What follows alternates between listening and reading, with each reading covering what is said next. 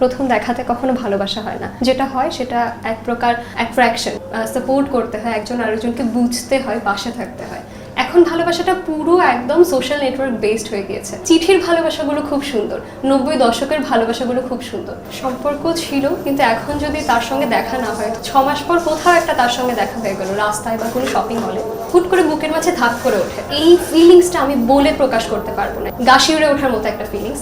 ভালোবাসা এখন প্রথম দেখাতেই সকলে বলে আমি তোমাকে ভালোবাসি। প্রথম দেখাতে কখনো ভালোবাসা হয় না, যেটা হয় সেটা এক প্রকার অ্যাট্রাকশন বা অ্যাফেকশন বা ইমোশন। প্রথম দেখাতে কখনো ভালোবাসা হয় না। ভালোবাসা হতে গেলে চিনতে হয়, জানতে হয়, সাপোর্ট করতে হয়, একজন আরেকজনকে বুঝতে হয়, পাশে থাকতে হয়। আর এখন ভালোবাসাটা সোশ্যাল নেটওয়ার্ক বেসড হয়ে গিয়েছে।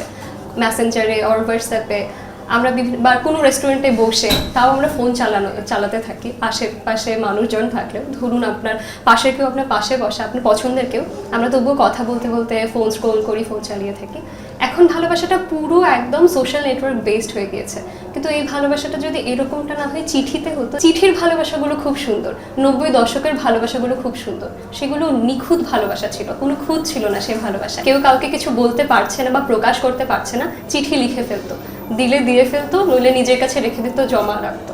আর যখন মনে হতো দেওয়া উচিত তখন দিয়ে ফেলতো। সম্পর্ক ছিল, কিন্তু এখন যদি তার সঙ্গে দেখা না হয়, ধরুন 6 মাস দেখা হলো না, 6 মাস পর কোথাও একটা তার সঙ্গে দেখা হয়ে গেল, রাস্তায় বা কোনো শপিং হলে, হুট করে বুকের মাঝে ধাপ করে ওঠে।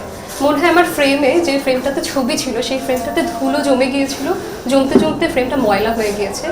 এক নিমিষে ধুলোটা মুছে গেল আর সব স্মৃতি আমার চোখের সামনে ভেসে উঠলো। এই ফিলিংসটা আমি বলে প্রকাশ করতে পারবো না। এই ফিলিংসটা গা শিউরে ওঠার মতো একটা ফিলিংস। আমি জানি আমি তাকে পাবো না, কিন্তু তাকে কল্পনাতে যে আঁকড়ে ধরে রাখার চেষ্টা, সেই চেষ্টাটা ওই মোমেন্টে কাজ করে সকলের মাঝে।